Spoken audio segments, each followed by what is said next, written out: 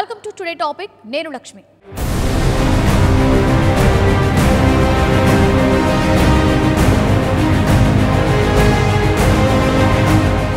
ఆంధ్రప్రదేశ్ ఓటర్లకు ఇది పరీక్షా సమయం. నవ్యాంధ్రకి ఘోర అన్యాయం జరిగేలా రాష్ట్ర విభజన చేసిన కాంగ్రెస్తో టీడీపీ పొత్తు పెట్టుకుంటుందా లేదా అనేది తేలాల్సి ఉంది. ఒకవేళ తెలంగాణ తరహాలో పొత్తు ఖరారైతే నవ్యాంధ్ర ప్రజలు తీసుకునే నిర్ణయం కీలకం.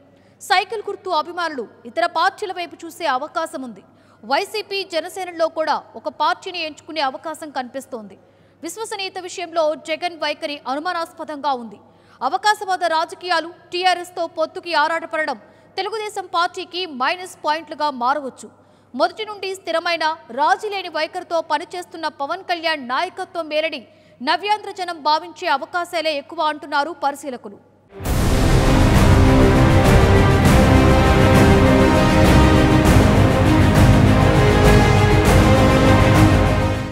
రాజకీయాల్లో శాశ్వత శత్రువులు ఎవరూ ఉండరంటారు. అది నిజమేనని చంద్రబాబు అనేకసార్లు రుజువు చేశారు.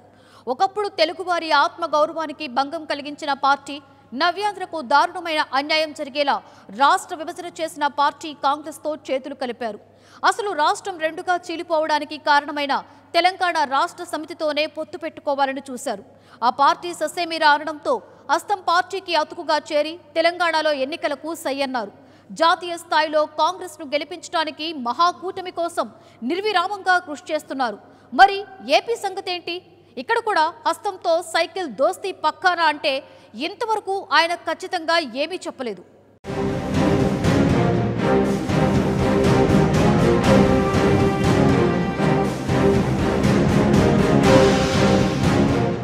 తెలుగుదేశం పార్టీ ఆవిర్భావానికి పరోక్ష కారణం కాంగ్రెస్సే. 1982కు ముందు ఉమ్మడి ఆంధ్రప్రదేశ్లోని కాంగ్రెస్ నాయకులను ఆ పార్టీ అధిష్టానం అవమానించిందని ఎన్టీఆర్ ఆగ్రహించారు. బేగంపేట విమానాశ్రయంలో అప్పటి ముఖ్యమంత్రి అంజయ్యను రాజీవ్ గాంధీ అవమానించిన తీరు చూసి చెలించిపోయారు. తెలుగువారి ఆత్మగౌరవాన్ని కాంగ్రెస్ మంటగలుపుతోందని ఆవేదన చెందారు. తెలుగు ఆత్మగౌరవ నినాదంతో టీడీపీని స్థాపించారు.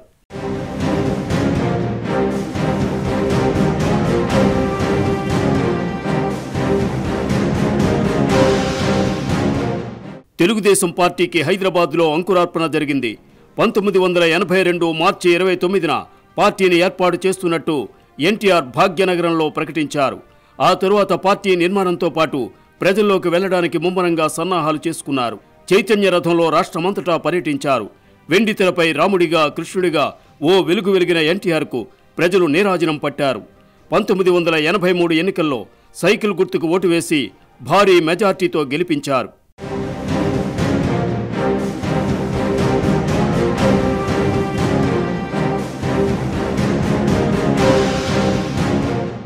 పార్టీ ఏర్పాటు చేసిన నాటి నుంచి చివరి క్షణం వరకు ఎన్టీఆర్ కాంగ్రెస్ వ్యతిరేకంగానే ఉన్నారు. ఆ పార్టీని ఎదుర్కోవడానికి జాతీయ స్థాయిలో కూడా కూటమి ఏర్పాటుకు ప్రయత్నించారు. ఆయన ప్రయత్న ఫలితంగానే భారతదేశంలో నేషనల్ ఫ్రంట్ ఏర్పడింది. అలా అడుగడుగునా ఆయన కాంగ్రెస్కు వ్యతిరేకంగా పనిచేశారు. కాంగ్రెస్ను గెలిపిస్తే అభివృద్ధి జరగదని బలంగా నమ్మేవారు.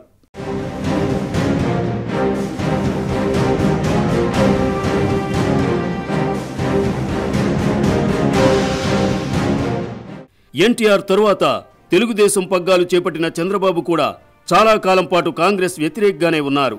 ఆయన కూడా యునైటెడ్ ఫ్రంట్ ఏర్పాటుకు చొరవ చూపారు. 3 ఎన్నికల్లో బీజేపీతో పొత్తు పెట్టుకుని 2 సార్లు విజయం సాధించారు. రాష్ట్ర, జాతీయ స్థాయిలో కాంగ్రెస్కు బద్ధ శత్రువుగానే చంద్రబాబు వ్యవహరించేవారు. అయితే ఇటీవల బీజేపీతో తెగదెంపులు చేసుకున్న తరువాత చంద్రబాబు వైఖరి మారింది. అనూహ్యంగా కాంగ్రెస్కు ఆప్తమిత్రుడిగా మారారు.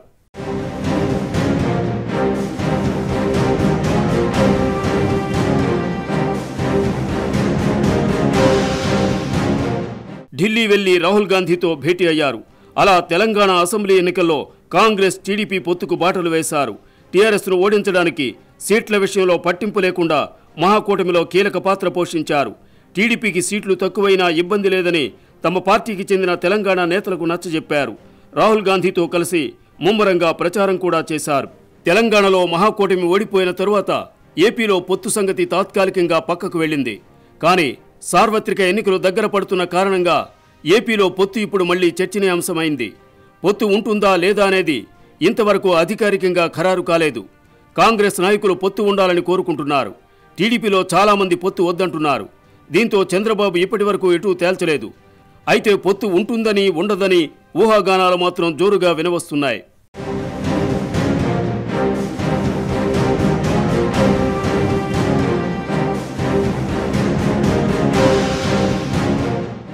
తెలంగాణ ఎన్నికల్లో కూటమి ప్రయోగం వికటించింది. బ్రహ్మాస్త్రం అనుకున్న చంద్రబాబే బూమ్రాంగ్ అయ్యారు. కూటమి గెలిస్తే చంద్రబాబుదే పెత్తనమన్న కేసీఆర్ ప్రచారం ప్రజలను ప్రభావితం చేసింది. అలా మహాకూటమి చిత్తుగా ఓడిపోయింది. అయినా జాతీయ స్థాయిలో కాంగ్రెస్కి మద్దతుగా మహాకూటమి కోసం చంద్రబాబు ప్రయత్నాలు జోరుగా జరుగుతున్నాయి. ఇందుకోసం రాహుల్ గాంధీ కంటే ఎక్కువగా చంద్రబాబే ఆరాటపడుతున్నారు. ప్రత్యేక విమానంలో వివిధ రాష్ట్రాలకు వెళ్తున్నారు. ప్రాంతీయ పార్టీల నాయకులతో మంతనాలు జరుపుతున్నారు. మోదీ మీద కోపంతో కాంగ్రెస్కి ఆప్త మిత్రుడుగా మారిపోతున్నారు. లోక్సభ ఎన్నికల్లో కాంగ్రెస్ కూటమిని విజయ తీరాలకు చేర్చడానికి విపరీతంగా కష్టపడుతున్నారు.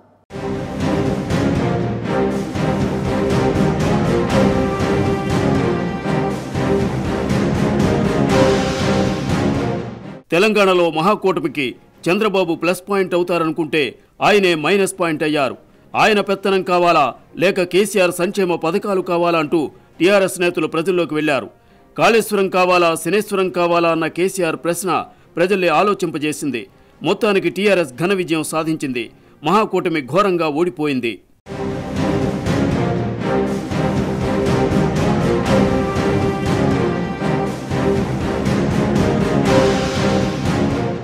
ఆ ఓటమి తరువాత కూడా చంద్రబాబు కాంగ్రెస్కు అత్యంత ఆప్తుడిగా కొనసాగుతున్నారు. జాతీయ స్థాయిలో మోదీకి వ్యతిరేకంగా మహాకూటమి కట్టడానికి తీవ్రంగా ప్రయత్నిస్తున్నారు. ప్రత్యేక విమానాల్లో దేశమంతా చక్కర్లు కొడుతున్నారు. చెన్నై నుంచి ఢిల్లీ, కోల్కతా వరకు తరచూ ప్రయాణిస్తున్నారు. వివిధ పార్టీల నాయకులను కలుస్తున్నారు. బీజేపీ వ్యతిరేక కూటమిలో చేరాలని కోరుతున్నారు.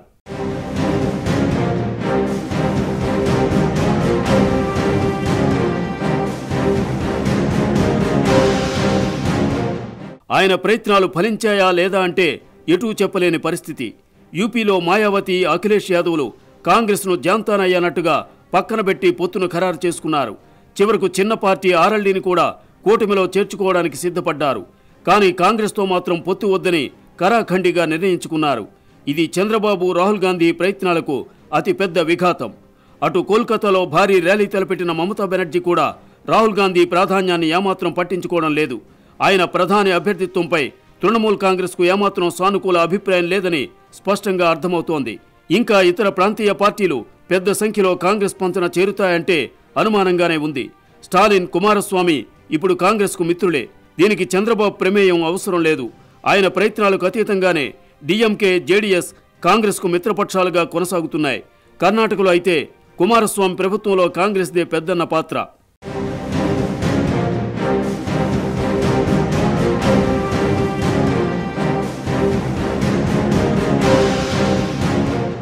ఇప్పటి వరకు ఒక్క స్టాలిన్ మాత్రమే రాహుల్ గాంధీ ప్రధాని అభ్యర్థిత్వానికి బహిరంగంగా జై కొట్టారు. జేడీఎస్ కూడా అభ్యంతరం లేదనే సంకేతాలు కనిపిస్తున్నాయి. ఇంతకు మించి రాహుల్ను ప్రధాని చేయాలని మరే పార్టీ కూడా చెప్పడం లేదు. అంతెందుకు, అసలు చంద్రబాబు కూడా కాంగ్రెస్తో సహా మహాకూటమి కోసం ప్రయత్నిస్తున్న ప్రధాని అభ్యర్థిని మాత్రం ఎన్నికల తరువాతే నిర్ణయించాలనే వైఖరితోనే కనిపిస్తున్నారు. రాహుల్నే ప్రధాని చేయాలని ఆయన ఇంతవరకు చెప్పలేదు. అందుకే కూటమి కుదరకముందే లుకలుకలు కనిపిస్తున్నాయి.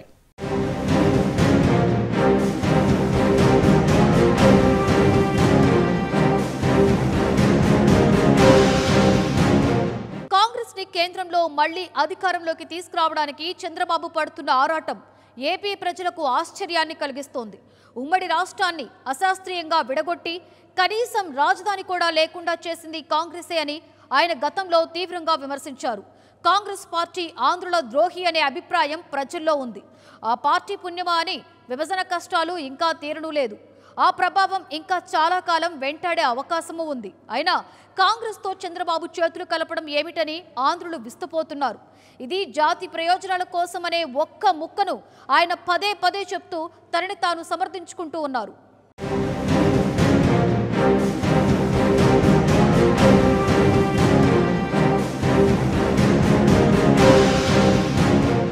కాంగ్రెస్ పార్టీని కేంద్రంలో అధికారంలోకి తీసుకురావడానికి చంద్రబాబు పడుతున్న ఆరాటం ఆంధ్రులకు ఆశ్చర్యం కలిగిస్తోంది. ఏపీ ద్రోహి అని సీమాంధ్రకు తీరని అన్యాయం చేసిందని చంద్రబాబు సహా టీడీపీ నాయకులు దుమ్మెత్తిపోశారు. నవ్యాంధ్రకు రాజధాని కూడా లేకుండా విభజన చేసిన కాంగ్రెస్ను చిత్తుగా ఓడించాలని గత ఎన్నికల్లో ప్రజలను కోరారు. ఏపీ ప్రజలు కాంగ్రెస్కు బదులు టీడీపీకి అధికారాన్ని అప్పగించారు. ఏపీని సరైన దిశలో నడపాలని చంద్రబాబుకు బాధ్యత అప్పగించారు. ఆయన మాత్రం మళ్లీ కాంగ్రెస్తోనే అంటకాగుతున్నారు.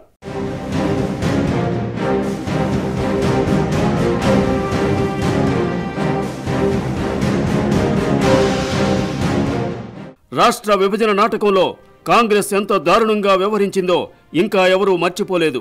లోక్సభలో అభ్యంతరం చెప్పిన ఎంపీలపై దాడి జరిగింది. పార్లమెంటు తలుపులు మూసేసి లోక్సభ ప్రత్యక్ష ప్రసారాలను నిలిపివేసి మరీ విభజన బిల్లుకు ఆదరాబాదరాగా ఆమోదం పొందారు. రాజ్యసభలోనూ కంటి తుడుపు హామీలిచ్చి మమ అనిపించారు. ఏపీకి అన్ని విధాలుగా అన్యాయం చేసే అంశాలతోనే బిల్లును ఆమోదింపజేసుకున్నారు. ప్రత్యేక హోదా హామీని కూడా చట్టంలో చేర్చలేదు. అప్పటి ప్రధాని మన్మోహన్ సింగ్ మొక్కుబడిగా హామీ ఇచ్చారు.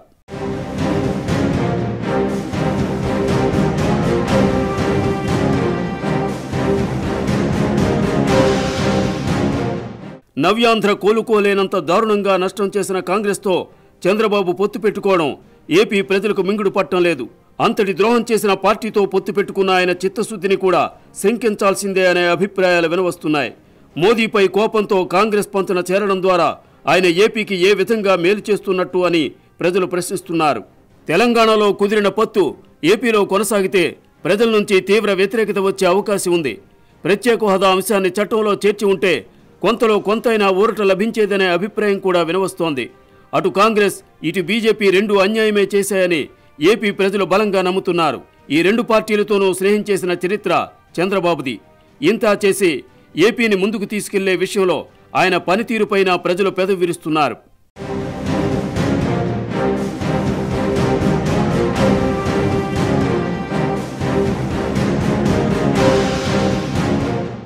అత్యంత దారుణంగా రాష్ట్ర విభజన చేసిన కాంగ్రెస్కు ప్రజలు తగిన శాస్తి చేశారు.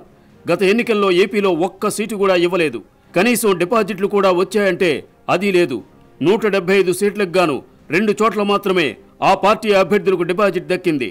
మిగిలిన 173 చోట్ల డిపాజిట్ గల్లంతైంది. అలా డిపాజిట్ దక్కించుకున్న 2 అభ్యర్థులు కూడా ఇప్పుడు కాంగ్రెస్లో లేరు.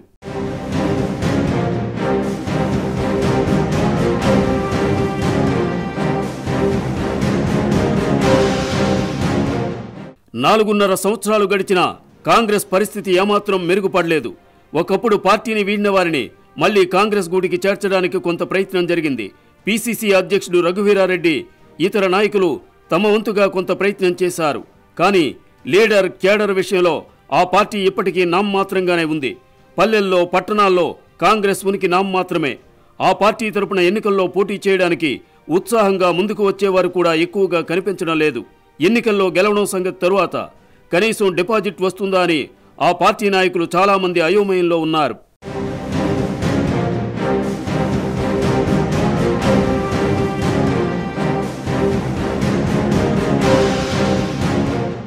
తెలంగాణలో టీడీపీతో పొత్తు కుదరగానే ఏపీలోని కాంగ్రెస్ నాయకులు చాలా మంది సంబరపడ్డారు. అదే పొత్తు ఆంధ్రాలో కూడా కొనసాగితే కొంత ఊరట లభిస్తుందని భావించారు. జాతీయ స్థాయిలో మహాకూటమి ఏర్పాట్ల యత్నాలలో రాహుల్ గాంధీకి చంద్రబాబు కొండంత అండగా ఉన్నారు. కాబట్టి ఏపీలో కూడా కూటమి ఖాయమని చాలా మంది కాంగ్రెస్ నేతలు నమ్ముతున్నారు. ఈ విధంగానైనా టీడీపీ ఓట్ల వల్ల కొన్ని సీట్లు గెలవొచ్చని వారి ఆశ. తెలంగాణలో టీడీపీ పరిస్థితిని ఏపీలో హస్తం పార్టీ ఎదుర్కొంటోంది.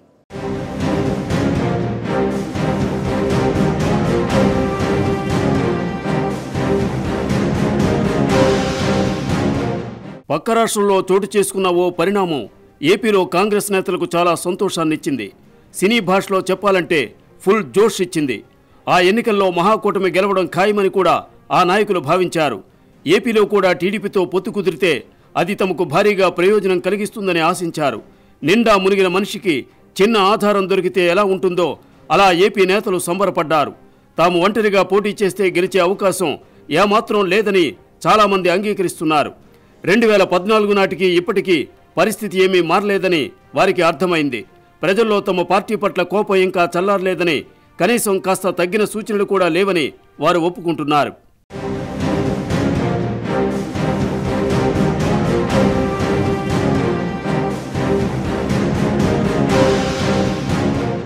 మరో 3 నెలల్లో జరిగే అసెంబ్లీ లోక్సభ ఎన్నికలపై ఏపీ కాంగ్రెస్ నేతలకు ఆశలేమీ లేవు.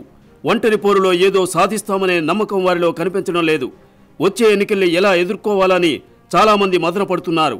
పోటీ చేయడానికి కూడా వెనుకాడే నేతలు చాలామందే ఉన్నారు. ఇలాంటి సమయంలో అనూహ్యంగా తెలంగాణలో పొత్తు పొడిచింది. కాంగ్రెస్ టీడీపీలు చేతులు కలిపాయి, కలిసి పోటీ చేశాయి. రాహుల్ గాంధీతో పాటు చంద్రబాబు ఒకే వేదికపై ప్రచారం చేశారు. అలా 1-2 కాదు, చాలా సభల్లో ఉమ్మడి ప్రచారం జరిగింది. ఇది చూసిన ఏపీలోని కాంగ్రెస్ నాయకుల్లో కొత్త ఉత్సాహం వచ్చింది. అదే పొత్తు ఏపీలో కొనసాగుతుందని వారిలో ఆశ కలిగింది. పొత్తులో భాగంగా కొన్ని సీట్లకు పోటీ చేసిన టీడీపీ ఓట్లు తమకు కొన్ని చోట్లైనా విజయాన్ని ఇస్తాయని వారు గంపెడేస్తూ ఉన్నారు.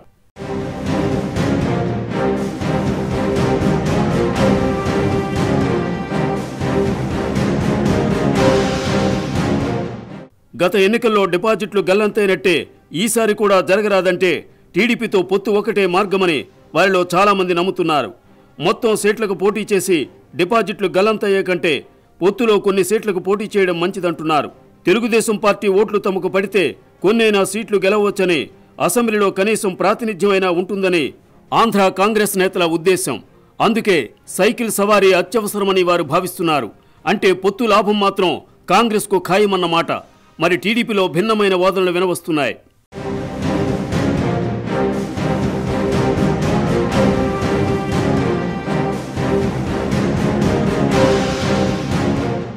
నవ్యాంధ్రలో పొత్తు కుదిరితే హస్తం బలం పెరుగుతుంది. మరి సైకిల్ సంగతేంటి? తీరిని ద్రోహం చేసిన కాంగ్రెస్తో చేతులు కలిపితే తెలుగుదేశం పట్ల ఏపీ ప్రజలు ఎలా స్పందిస్తారు? ఈ పొత్తును ఎలా హర్షిస్తారు?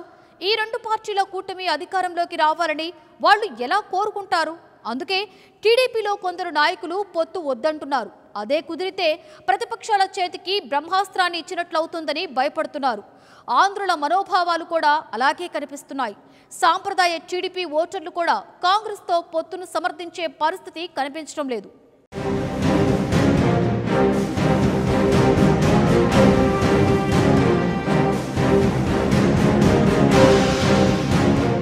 తెలంగాణలో కుదిరిన పొత్తు ఏపీలో కొనసాగుతుందా లేదా అనేది సస్పెన్స్గా మారింది. దీనిపై రకరకాల ఊహాగానాలు వస్తున్నా అధికారికంగా ఏది ఇంకా ఖరారు కాలేదు. చంద్రబాబు తన మనసులోని మాటను ఇంతవరకు బయట పెట్టలేదు. జాతీయ స్థాయిలో కాంగ్రెస్కు మద్దతుగా కూటమిని కుదర్చడానికి ప్రయత్నిస్తున్న ఏపీ విషయంలో మాత్రం ఆయన ఇంకా ఒక నిర్ణయానికి రాలేదు. పార్టీ నాయకుల అభిప్రాయాన్ని సేకరిస్తున్నారని తెలుస్తోంది. పొత్తు వల్ల లాభమెంత, నష్టమెంత అనేది ఆయన బేరీజు వేసుకునే అవకాశం ఉంది. ద్రోహం చేసిన పార్టీతో పొత్తును ఏపీ ప్రజలు హర్షిస్తారా అంటే అనుమానమే. విభజన కష్టాలు ఇంకా కొనసాగుతున్నాయి. చాలా విషయాల్లో జరిగిన అన్యాయం ఇంకా వెంటాడుతూనే ఉంది. విభజన గాయం ఇంకా మానకముందే కాంగ్రెస్తో పొత్తు సబబు కాదని కొందరు టీడీపీ నేతలు భావిస్తున్నారు.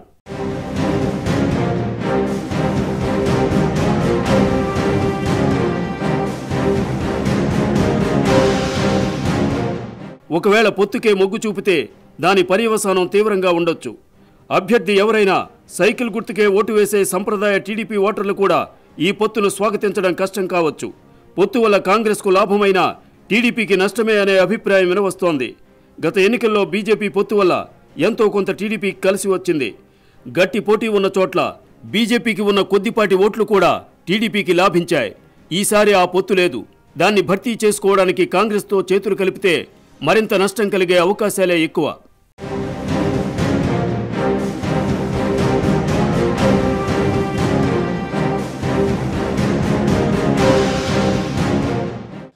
ఒకవేళ ఈ పొత్తు కుదిరితే అది టీడీపీకి నష్టం కలిగిస్తే మరి లాభం ఎవరికి అనేది ప్రశ్న. ప్రధాన ప్రతిపక్షం వైసీపీ, పవన్ కళ్యాణ్ జనసేనల్లో ఎవరి వైపు ఏపీ ప్రజలు మొగ్గు చూపుతారు అనేది ఆసక్తికరం. జగన్తో చేతులు కలపడానికి టీఆర్ఎస్ సిద్ధంగా ఉంది. వచ్చే ఎన్నికల్లో ఆ పార్టీ తరఫున కేసీఆర్ ప్రచారం చేసే అవకాశాలు కనిపిస్తున్నాయి. వైసీపీ అవకాశవాద రాజకీయాలను ఏపీ ప్రజలు గమనిస్తున్నారు. జనసేన విషయానికి వస్తే పవన్ కళ్యాణ్ మొదటి నుండి కూడా ఒకే వైఖరికి కట్టుబడి ఉన్నారు. అవకాశవాద రాజకీయాలకు పాల్పడడం లేదు. కాబట్టి టీడీపీకి బలమైన ఓటు బ్యాంకుగా ఉన్న బీసీలు జనసేన వైపు మొగ్గు చూపవచ్చని పరిశీలకులు అభిప్రాయపడుతున్నారు.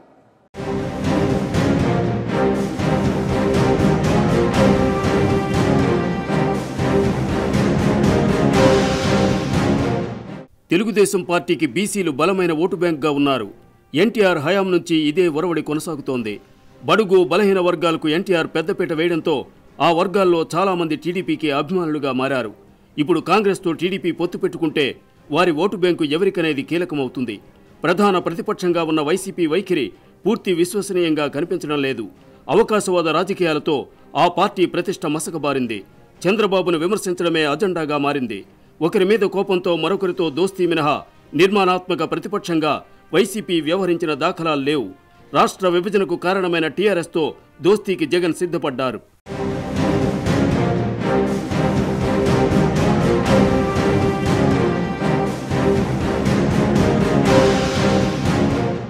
గత 4.5 సంవత్సరాలుగా వైసీపీ తీరును గమనించిన వారికి ఒక విషయం స్పష్టంగా అర్థమవుతుంది. ఏపీ హక్కుల కోసం పోరాటం కంటే చంద్రబాబుపై రాజకీయ పోరాటమే దానికి ముఖ్యమని స్పష్టమవుతుంది. ప్రత్యేక హోదా, ఇతర విషయాల్లో కూడా చంద్రబాబునే జగన్ టార్గెట్ చేశారు. ప్రత్యేక హోదా ఇవ్వని మోదీ పట్ల మెతక వైఖరి అవలంబిస్తున్నారు.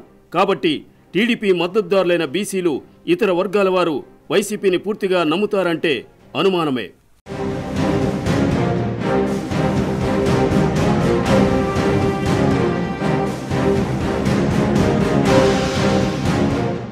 రాజకీయాల్లో కొత్త వరవడి తీసుకొచ్చిన జనసేన పరిస్థితి వేరు. కేవలం విమర్శలకే పరిమితం కాకుండా నిర్మాణాత్మక ప్రతిపక్షంగా తన పార్టీని పవన్ కళ్యాణ్ తీర్చిదిద్దారు. అటు ప్రజల సమస్యలపై పోరాటానికి ఎప్పుడూ వెనుకాడలేదు. ఆయన పోరాటం వల్లే కొన్ని సమస్యలకు పరిష్కారం లభించింది. ఏపీ హక్కుల విషయంలో ఆయన వైఖరి స్పష్టంగా ఉంది. కేంద్ర ప్రభుత్వం అన్యాయం చేసిందనే విషయాన్ని కూడా ఆయన స్పష్టంగా చెప్తున్నారు. కేంద్రం న్యాయం చేయాల్సిందేనని డిమాండ్ చేస్తున్నారు. కులాలకు అతీతంగా రాజకీయాలు చేస్తున్న పవన్ కళ్యాణ్ వైపు బీసీలు ఎక్కువగా ఆకర్షితులయ్యే అవకాశం ఉందని పరిశీలకులు అభిప్రాయపడుతున్నారు. టీడీపీ, వైసీపీలపై ప్రజల్లో విశ్వసనీయత లేకపోవడం జనసేనకు లాభించే అవకాశంగా కనిపిస్తోంది.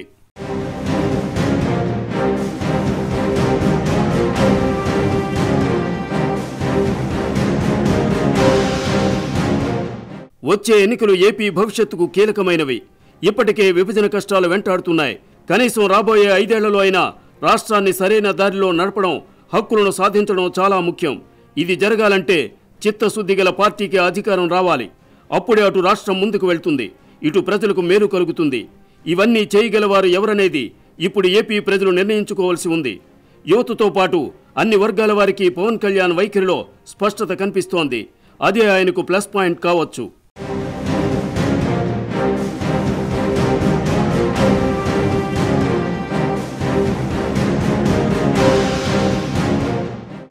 అన్యాయం చేసిన కాంగ్రెస్తో టీడీపీ పొత్తు పెట్టుకుంటే దాని ఓటు బ్యాంకు చెదిరిపోయే అవకాశం కనిపిస్తోంది. దీనివల్ల వైసీపీ లబ్ధి పొందే పరిస్థితి కనిపించడం లేదు.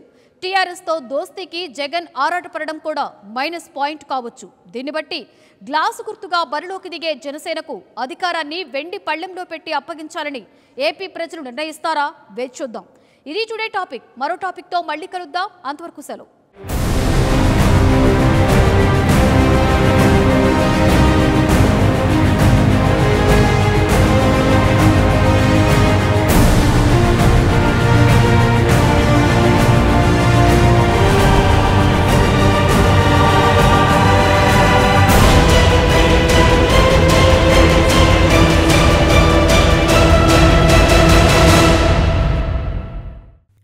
For more updates, please subscribe 99 TV Telugu.